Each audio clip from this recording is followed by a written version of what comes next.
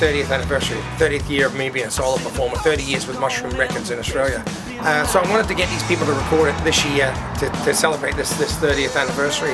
I did Good Times with INXS, I think it was in 1987 or something, 89, 88 somewhere. And anyway, and it's been a huge song for me, a live song. You know, Easy Beats, one of my favourite bands, you know, come out of Australia. And I really wanted to do something with Keith Urban.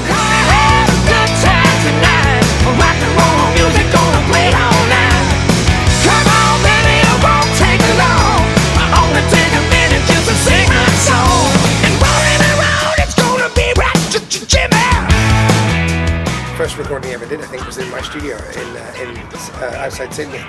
And then next thing I know, he's the biggest sort of, you know, country rock pop star in the world, you know, and you know, because he put the heart and yards in.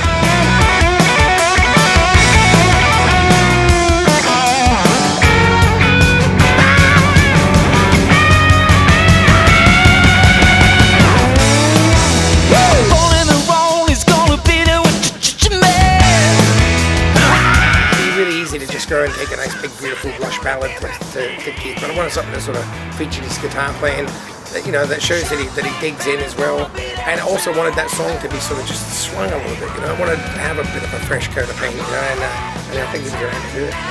Rock and roll music gonna play all night. Come on, baby, it won't take long. Only take a minute just to sing my song. That's all.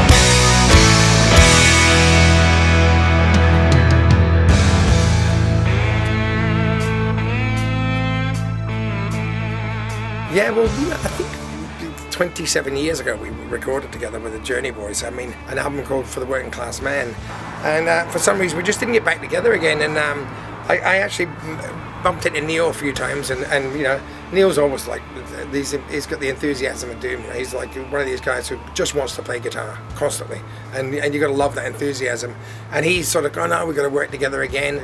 I walked into the studio and they'd already started knocking that arrangement together, and it was just immediately I walked in, I thought, I want to sing this. There's a light that's shining, happy on the grave, but you wake up in a pool of sweat to face another day. It's always a good relationship, I think, you know, because I understand Jimmy's a rock singer, but he's also a soul singer, so he has the two worlds, and those are my, you know, kind of favorite music anyway.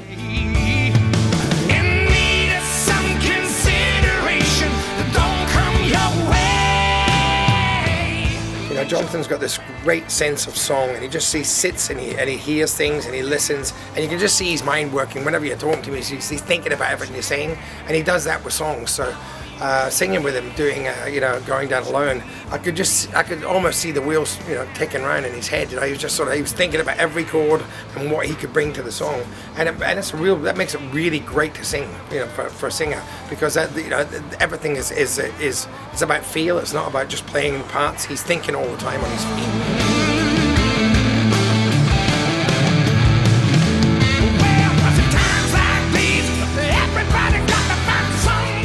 You know, I got married like a few months ago, and Kevin Shirley, I hadn't seen him in a long time, and he came up to the wedding, and we, you know, started talking a bit, and he said he was doing something with Jimmy, and I was like, great, you know, I'd love to get like involved and write something.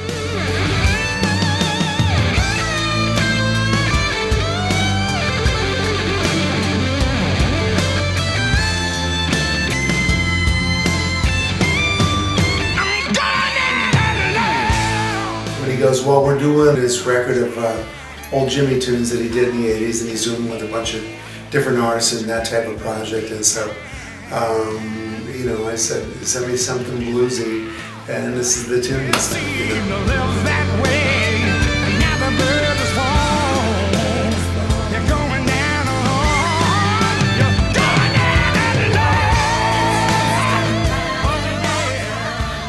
And I try to put my personality in everything I play on, you know. So as soon as I heard the original, I said, I think I know what I want to do with it. And I had to live with it for a while, like, okay.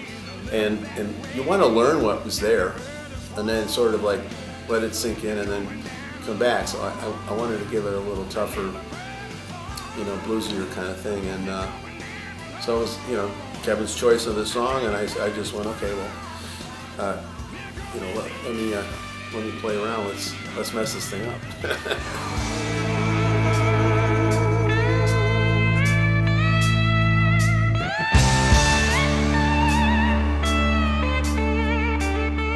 Unbelievable guy, Joe Bonamassa. Another guy who just loves to play guitar. There's no mucking about with him. He gets in, you tell him what you want, and he's just blistering. I walked in the studio, like I think I said, we're starting at 11 o'clock. I got here at 11 o'clock. He'd already cut 2 tracks.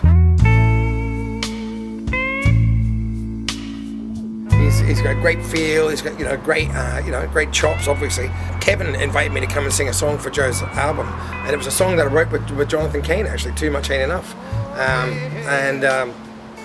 it was just a really great thing to do, and I really loved it.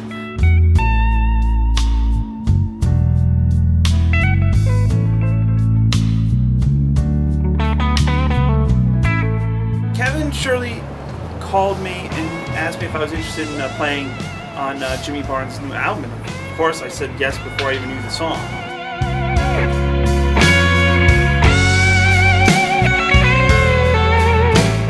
It's always an honor and a pleasure to listen to Jimmy sing. He's such a powerful voice, and powerful entity, and a true rock legend. And it was really great experiencing him today. We did kind of like this Otis Redding take on one of his old songs, and just nailed it. Go almost straight to disc with those vocals. I get home, I'm found sleeping. So the opportunity to get to work with Joe again was just something I couldn't refuse. It was just I love his playing. I think he's a great guy. One of the real people, the real musicians. He's not in it for anything but the joy of playing music, and for me that's what it's all about. So this week I feel like I've had a great opportunity to work with some people who care about music, and that's what we do. I'm not here to be a pop star. I'm here to make good music, and so are those guys. So. You don't have